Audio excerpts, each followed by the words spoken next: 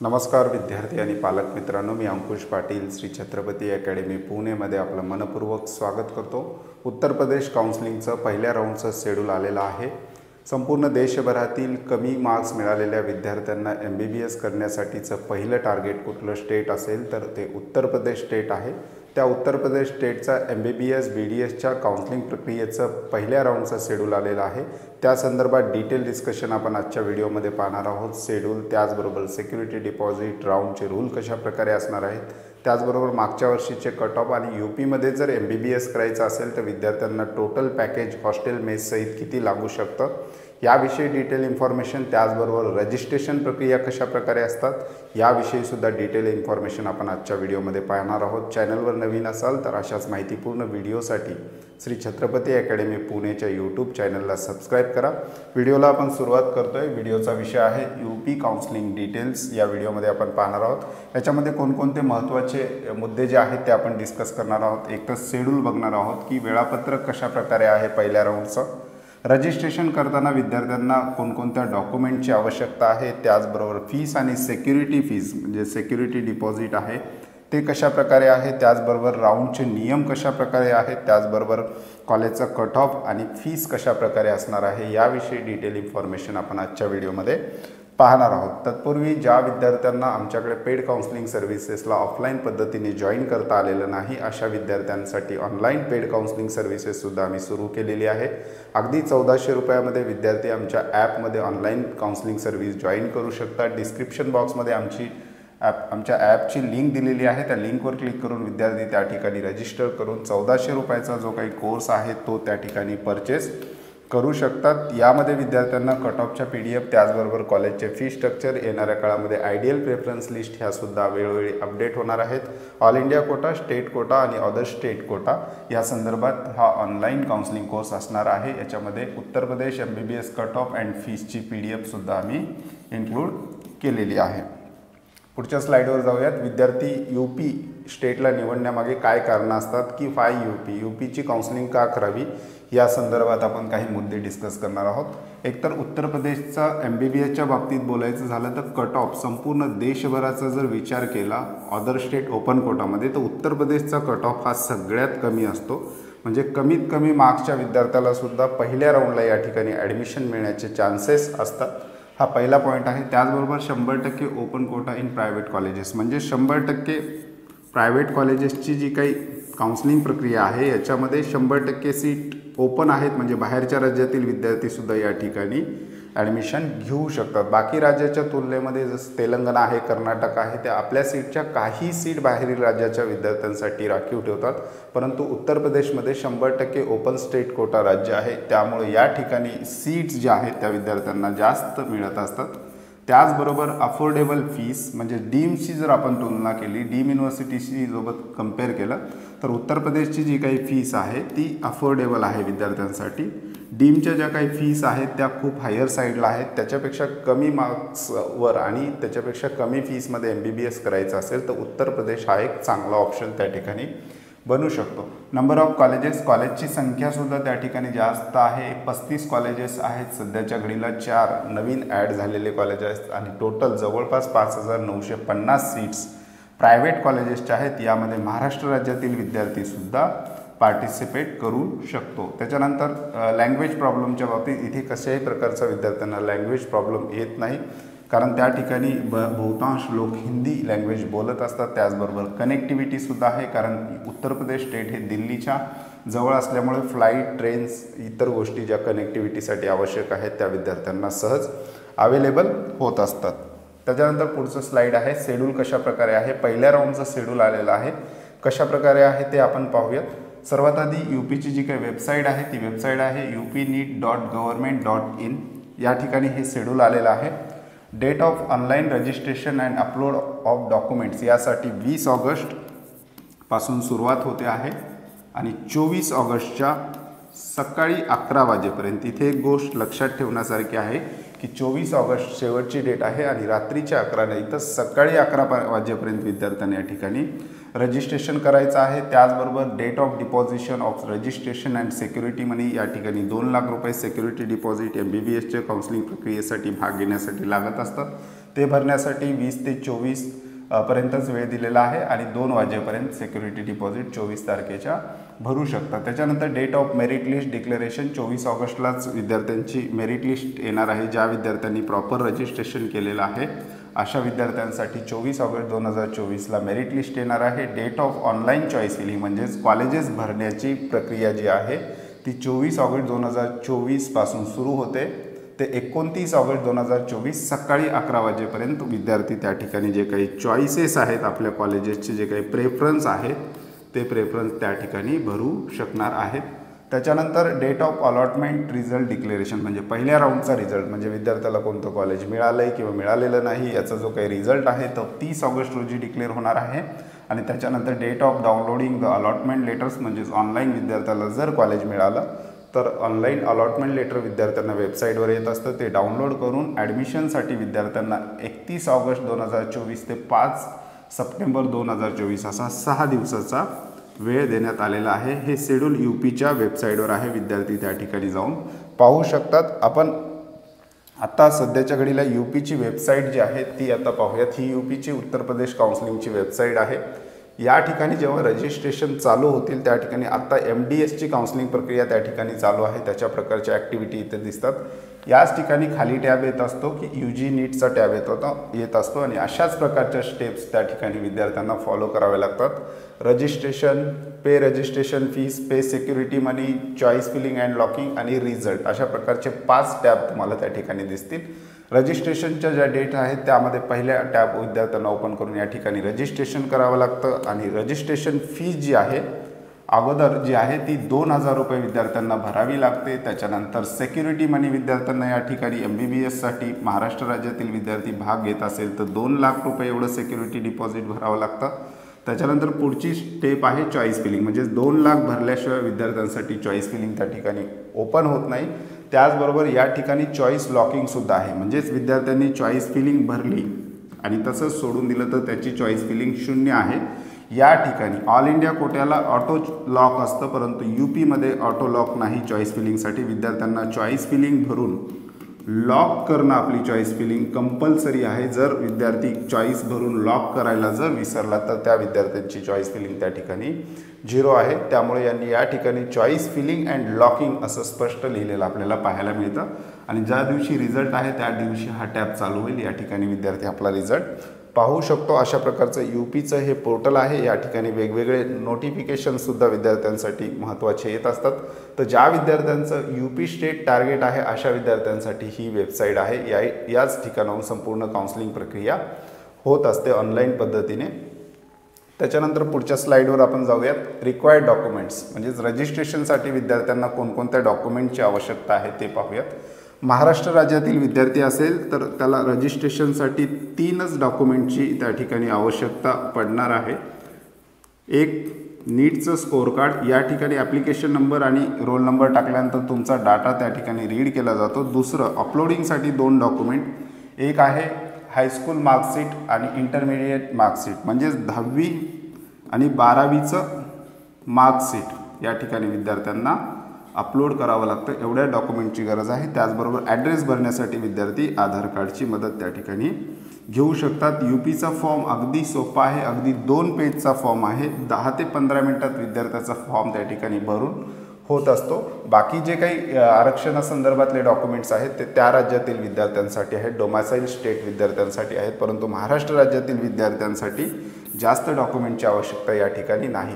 परंतु UPचा फॉर्म भरत असताना विद्यार्थ्यांनी डॉक्युमेंट अपलोड केल्यानंतर ऑनलाईन व्हेरिफिकेशन होत असतं डॉक्युमेंटसाठी आणि ऑनलाईन व्हेरिफिकेशनसाठी आपल्याला चॉईस दिलेला असतो की सेंटर निवडायचे आहे तुम्हाला आणि फॉर्म भरत असताना तुम्हाला यापैकी हे जे काही 20 सेंटर दिलेले आहेत डॉक्युमेंट व्हेरिफिकेशनसाठी यापैकी एका सेंटरचं नाव तुम्हाला फिल करावं लागतं आणि तुम्हाला जर तुमच्या डॉक्युमेंट्समध्ये काही डिफेक्ट्स किंवा त्रुटी आढळल्या तर तशा प्रकारचा मेसेजसुद्धा केला जातो किंवा मेसेज जर नाही आला तर विद्यार्थ्यांनी त्या ठिकाणी आपलं पोर्टल आहे एकदा ओपन करून पाहायचं आहे आणि डिफेक्ट्स जर त्रुटी काढल्या तर या सेंटरचे नंबरसुद्धा अवेलेबल करून दिले जातात। त्या नंबरवर कॉल करून विद्यार्थ्यांनी आपल्या डॉक्युमेंटच्या त्रुटी ज्या आहेत त्या दूर करण्याचा प्रयत्न करावा। डॉक्युमेंटच्या त्रुटी काढण्यासाठी तिथे जायची आवश्यकता आहे का तर मागच्या वर्षीच्या ज्या काही विद्यार्थ्यांच्या डॉक्युमेंटमध्ये त्रुटी आलेल्या होत्या त्या ऑनलाईन पद्धतीने सुद्धा त्यांनी सॉल्व केलेला होता। ही एक चांगली पद्धत आहे। डॉक्युमेंट्समध्ये जर त्रुटी असतील तर एखादं नोडल सेंटर निवडायचं आहे फॉर्म भरत असताना आणि त्यांच्याशी संपर्क साधून त्रुट्या दूर करण्याचा प्रयत्न करायचा आहे। फीस आणि सिक्युरिटी डिपॉझिटबद्दल आता कशा प्रकारे असणार आहे ते आपण पाहूयात। हा इन्फॉर्मेशन ब्रोशरमध्ये आलेला फ्लो चार्ट आहे। UP नीट 2024 सगळ्यात आधी तर विद्यार्थ्यांनी रजिस्ट्रेशन करायचं आहे, म्हणजेच आपले सगळे डिटेल्स भरायचे आहेत। त्यानंतर रजिस्ट्रेशन फीस डिपॉझिट जे आहे ते 2000 रुपये आहे। अगोदर 2000 रुपये विद्यार्थ्यांना फॉर्म भरून झाल्यानंतर भरावे लागणार आहेत आणि ॲक्च्युअल काउन्सिलिंग प्रक्रियेमध्ये भाग घ्यायचा असेल तर 2 लाख रुपयाचं सिक्युरिटी डिपॉझिट आहे। 2 लाख रुपयाचं सिक्युरिटी डिपॉझिट हे रिफंडेबल आहे 2 कंडिशनमध्ये। पहिली कंडिशन आहे विद्यार्थ्याला जर दुसऱ्या राऊंडनंतर कॉलेज मिळालं आणि त्या ठिकाणी विद्यार्थ्यांनी ॲडमिशन घेतलं तर विद्यार्थ्याचे 2 लाख रुपये रिफंड होत असतात आणि जर विद्यार्थ्याला कॉलेजच मिळालं नाही तरी विद्यार्थ्याचे 2 लाख रुपये रिफंड होत असतात। परंतु सेकंड राऊंडनंतर विद्यार्थ्याला जर कॉलेज मिळालं आणि त्या ठिकाणी विद्यार्थ्यांनी रिपोर्टिंग किंवा जॉईनिंग केलं नाही तर तुमचे 2 लाख रुपये त्या ठिकाणी शासनाकडून जप्त केले जातात। पहिल्या राऊंडला यावर्षी फ्री एक्झिटचा ऑप्शन दिलेला आहे। अगदी MCCचे जे रूल आहेत ते तंतोतंत फॉलो UP स्टेटनी केलेले आहेत, म्हणजेच पहिल्या राऊंडला मिळालेलं कॉलेज विद्यार्थी सोडू शकतो। कॉलेज सोडल्यानंतर विद्यार्थ्यांचं 2 लाख रुपये डिपॉझिट जप्त केलं जाणार नाही, तो विद्यार्थी सेकंड राऊंडमध्ये सुद्धा भाग घेऊ शकतो।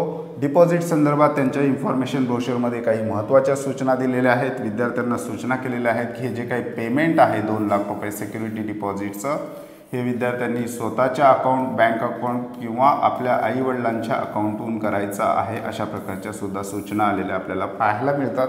आता 2 लाख रुपये सिक्युरिटी डिपॉझिट ज्या विद्यार्थ्यांना UPमध्ये भाग घ्यायचा आहे अशा विद्यार्थ्यांना 2 लाख रुपये सिक्युरिटी डिपॉझिट भरण्यासाठी काय तयारी करायची आहे। जर विद्यार्थी कार्डनी पेमेंट करत असेल तर आपल्या कार्डची लिमिट 2 लाखापर्यंत आहे का, कारण हे पेमेंट वन टाईम करावं लागतं। त्याचबरोबर आपल्या कार्डचं ट्रान्झॅक्शन ऑन आहे का याकडे सुद्धा विद्यार्थ्यांनी लक्ष द्यायचं आहे। नेट बँकिंग असेल तर अगदी स्मूथपणे तुमचं हे ट्रान्झॅक्शन होत असतं, त्यामुळे नेट बँकिंग जर तुमच्याकडे अवेलेबल नसेल तर ही प्रोसेस तुम्ही बँकेत जाऊन करू शकता किंवा कार्डच्या लिमिटसुद्धा त्या ठिकाणी वाढवू शकता। आता राऊंड्स अँड रूल्स कशा प्रकारे आहेत, आपण पहिल्या राऊंडचं शेड्यूल आलेलं आहे त्यापुरतंच आत्ता सध्या डिस्कस करतोय। पहिल्या राऊंडला विद्यार्थ्यांनी चॉईस फिलिंग केली तर विद्यार्थी 2 भागात विभागले जातील रिझल्टच्या दिवशी। काही विद्यार्थ्यांना कॉलेज मिळेल पहिल्या राऊंडला आणि काही विद्यार्थ्यांना कॉलेज मिळणार नाही, अशा प्रकारे 2 भागात विद्यार्थी विभागले जातील। ज्या विद्यार्थ्यांना पहिल्या राऊंडमध्ये कॉलेज मिळालेलं नाही अशा विद्यार्थ्यांना एकच पर्याय आहे की सेकंड राऊंडच्या शेड्यूलचा वेट करणे आणि सेकंड राऊंडला चॉईस फिलिंग करणे, हा एकच पर्याय त्यांच्यापुढे आहे। परंतु कॉलेज मिळालेल्या विद्यार्थ्यांना 3 ऑप्शन यावर्षीपासून अवेलेबल होतात। पहिलं, जर विद्यार्थ्याला मिळालेलं कॉलेज आवडलं नसेल तर विद्यार्थी फ्री एक्झिट घेऊ शकतो, म्हणजेच कुठलीही प्रक्रिया न करता सेकंड राऊंडसाठी पार्टिसिपेट करू शकतो, तो डायरेक्ट सेकंड राऊंडला जाऊ शकतो। म्हणजेच विद्यार्थ्यांना या ठिकाणी फ्री एक्झिट आहे, म्हणजे विद्यार्थ्यांचे 2 लाख रुपयेसुद्धा डिपॉझिट जप्त होणार नाही। हा ऑप्शन पहिल्याच राऊंडला विद्यार्थ्यांना देण्यात आलेला आहे। सेकंड राऊंडपासून फ्री एक्झिटचा ऑप्शन विद्यार्थ्यांना नाही। दुसरा ऑप्शन आहे कॉलेज मिळालेल्या विद्यार्थ्यांना, जर विद्यार्थ्याला पाहिजे तेच कॉलेज मिळालं तर विद्यार्थी त्या ठिकाणी डायरेक्ट ॲडमिशन डन करू शकतो, हा दुसरा ऑप्शन आहे। आणि तिसरा ऑप्शन होल्ड किंवा फ्रीज करणं, म्हणजेच मिळालेलं कॉलेज हाताशी धरून पुढील राऊंडमध्ये याच्यापेक्षा चांगलं किंवा बेटरमेंटसाठी आपण ज्याला जातो बेटर कॉलेज मिळेल यासाठी प्रयत्न करणे। पुढचं मिळालं तर विद्यार्थ्यांचं मागचं कॉलेज जाणार आहे आणि पुढील कॉलेजला सुद्धा एक वेळ होल्ड करून विद्यार्थी थर्ड राऊंडपर्यंत जाऊ शकतो, म्हणजे थर्ड राऊंडपर्यंत अपग्रेडेशन UP स्टेटमध्ये विद्यार्थ्यांना दिलेलं आहे। जर पुढे कॉलेज मिळालं नाही, समजा एखाद्या विद्यार्थ्यांनी पहिल्या राऊंडचं कॉलेज होल्ड किंवा फ्रीज केलं, जर पुढे कॉलेज मिळालं तर हे कॉलेज विद्यार्थ्याचं जाणार आहे आणि पुढील कॉलेज विद्यार्थ्यांच्या नावासमोर असणार आहे। त्याही ठिकाणी विद्यार्थ्यांना 2 ऑप्शन आहेत, होल्ड किंवा फ्रीज किंवा ॲडमिशन। आणि जर पुढे कॉलेज मिळालं नाही तर मागचं जे होल्ड आहे ते कॉलेज विद्यार्थ्यांकडे राहणार आहे। इन शॉर्ट, जोपर्यंत तुम्हाला पुढे कॉलेज मिळणार नाही तोपर्यंत तुमचं मागचं कॉलेज तुमच्याच ताब्यामध्ये असणार आहे। अशा प्रकारचे हे पहिल्या राऊंडचे नियम आहेत। त्याच्यानंतर पुढील स्लाइड जी आहे ती आपण कट ऑफसाठी ठेवलेली आहे की UPचे कट ऑफ कशा प्रकारे आहेत, त्याचबरोबर UPमध्ये विद्यार्थ्यांना बजेट किती लागणार आहे, म्हणजे आपलं बजेटचे जे कॅल्क्युलेशन आहे विद्यार्थी त्या ठिकाणी करत असतात, तर त्या संदर्भात आपण पाहूयात की UPमध्ये विद्यार्थ्यांना MBBS करण्यासाठी किती खर्च येऊ शकतो आणि कट ऑफ कशा प्रकारे असणार आहे। ही आपली कट ऑफची बुकलेट आहे, हे आमच्या ऑनलाईन ॲपमध्ये कोर्समध्ये सुद्धा अवेलेबल आहे। त्याचबरोबर आमच्या पेड व्हॉट्सअप ग्रुपमध्ये जे विद्यार्थी आहेत त्यांच्यासाठी सुद्धा आम्ही अवेलेबल करून देतो आहे संपूर्ण कॉलेजेसचे मागच्या वर्षीचे कट ऑफ आणि मागच्या वर्षीच्या फी स्ट्रक्चरनुसार विद्यार्थ्यांना त्या ठिकाणी एज्युकेशन घेत असताना संपूर्ण पॅकेज किती लागू शकतं, संपूर्ण खर्च किती येऊ शकतो याविषयी सुद्धा कॅल्क्युलेशन दिलेलं आहे। उदाहरणार्थ आपण या ठिकाणी एका कॉलेजचा कट ऑफ आपण डिस्कस करूयात की जो लोअर मेरिटचा कॉलेज आहे किंवा मागच्या वर्षी लोअर कट ऑफला मिळालेलं होतं SKS मेडिकल कॉलेज मथुरा। पहिल्या राऊंडचा 236 मार्क्स या ठिकाणी ऑल इंडिया रँकसुद्धा दिलेली आहे। त्याच्यानंतर दुसऱ्या राऊंडला 330 आणि तिसऱ्या राऊंडला 445। म्हणजे जर तुम्ही पाहिलं तर UPमध्ये कट ऑफ हा राऊंड जसे जसे पुढे जात आहेत तसे तसे वाढताना आपल्याला पाहायला मिळते। लो मार्क्स म्हणजे नीटमध्ये कमी मार्क्स आहेत विद्यार्थ्याला तर UPचा पहिला राऊंड त्यांच्यासाठी एक चांगली संधी आहे, गोल्डन अपॉर्च्युनिटी आहे की पहिल्या राऊंडला उत्तर प्रदेशमध्ये कट ऑफ कमी असतो, सेकंड राऊंडला बाकी स्टेटच्या काउन्सिलिंग प्रक्रिया पण चालू होतात। आपल्या स्टेटमध्ये विद्यार्थ्यांनी जर नंबर नाही लागला तर ते UPमध्ये सेकंड राऊंडमध्ये रजिस्ट्रेशन करतात, सेकंड राऊंडला रजिस्ट्रेशनसुद्धा वाढतात। त्यामुळे पहिला राऊंड ज्या विद्यार्थ्याला UPमध्ये कन्फर्म ॲडमिशन घ्यायचं असेल अशा विद्यार्थ्यांसाठी पहिला राऊंड ही एक चांगली आणि सुवर्ण संधी आहे। प्रत्येक कॉलेजचं जर आपण बघितलं तर पहिल्या राऊंडचा जो काही कट ऑफ आहे तो आपल्याला बऱ्यापैकी कमी असलेला पाहायला मिळतो। जसे जसे राऊंड पुढे जातील तसे तसे कट ऑफ वाढताना आपल्याला पाहायला मिळतो। या ठिकाणी आणखी एका कॉलेजचं आपण उदाहरण घेतलं, समजा GS मेडिकल कॉलेज हापूर पहिल्या राऊंडला 313, त्याच्यानंतर 426 झाला आणि तिसऱ्या राऊंडला एकदम 517ला गेलेला आपल्याला पाहायला मिळतं। याच्यामध्ये आणखी काही गोष्टी आपण ॲड केलेल्या आहेत त्या PDF मध्ये। एक पॅकेज उदाहरणार्थ GS मेडिकल कॉलेज हापूर या ठिकाणी 2023ची फीस किती होती, हॉस्टेल प्लस मेस, त्याचबरोबर AC hostel plus mess, security deposit प्रत्येक कॉलेजला 3 लाख रुपये फर्स्ट इयरला भरावं लागतं जे रिफंडेबल आहे, अदर चार्जेस 85,600 आणि फर्स्ट इयरला किती पैसे भरावे लागतात, ॲडमिशनच्या वेळेस विद्यार्थ्यांना किती पैशाची तडजोड करावी लागते याचं सुद्धा कॉलम दिलेला आहे आणि टोटल पॅकेजेससुद्धा या ठिकाणी विद्यार्थ्यांसाठी दिलेले आहेत। त्याचबरोबर काही कॉलेजेसचा रिसर्च करून आम्ही इतर काही डाटा मिळतो का यासाठी सुद्धा प्रयत्न केलेला आहे। या ठिकाणी जे आहे हा कॉलेजेसचा डाटा आम्ही याच्यामध्ये कोणकोणत्या गोष्टी इन्क्लूड केलेल्या आहेत, कॉलेजचं इस्टॅब्लिशमेंट इयर, त्याचबरोबर total MBBS seat, PG seat, total college hospital details पण घेतलेला आहे, बेड्स आहेत, एमर्जन्सी बेड्स आहेत, याविषयी इतर गव्हर्नमेंटच्या वेबसाईटवर ज्या ज्या कॉलेजेसचा डाटा अवेलेबल आहे त्या त्या कॉलेजेसचा डाटासुद्धा या ठिकाणी इन्क्लूड केलेला आहे ज्याची मदत विद्यार्थ्यांना चॉईस फिलिंग करताना होऊ शकते। तर अशा प्रकारचं UP काउन्सिलिंगचं शेड्यूल आलेलं आहे। ज्या विद्यार्थ्यांना कमी मार्क्समध्ये MBBS करायचं आहे आणि डीमपेक्षा कमी खर्चामध्ये करायचं आहे तर त्या विद्यार्थ्यांसाठी UP स्टेट काउन्सिलिंगचा पहिला राऊंड अत्यंत महत्त्वाचा आहे। सेकंड राऊंडनंतर त्या ठिकाणी कट ऑफ वाढणार आहे। ज्यावेळी रजिस्ट्रेशन प्रक्रिया ॲक्च्युअलमध्ये सुरू होईल त्यावेळेससुद्धा आपण एक सेपरेट व्हिडिओसुद्धा दुसरा भागसुद्धा पाहणार आहोत, परंतु हा जो काही भाग आहे शेड्यूल आल्यानंतरचा डिस्कशन आपण याच्यामध्ये केलेला आहे। ज्या विद्यार्थ्यांना आमच्या ऑनलाईन पेड काउन्सिलिंग सर्व्हिसमध्ये भाग घ्यायचा असेल अशा विद्यार्थ्यांसाठी डिस्क्रिप्शन बॉक्समध्ये लिंक दिली गेलेली आहे। त्याचबरोबर या ठिकाणी ऑनलाईन पेड काउन्सिलिंगचा कोर्स आहे, याच्यामध्ये Uttar Pradesh MBBS cut off and फीससुद्धा ठेवलेले आहे। त्याचबरोबर कर्नाटका, तेलंगणा, महाराष्ट्र स्टेट कोटा या संदर्भातल्या महत्त्वपूर्ण PDFs तुम्हाला त्या ठिकाणी पाहायला मिळतील। तुर्तास आजच्या व्हिडिओमध्ये आपण इथेच थांबतोय, पुन्हा भेटूयात आणखी एका नव्या आणि माहितीपूर्ण व्हिडिओमध्ये। धन्यवाद।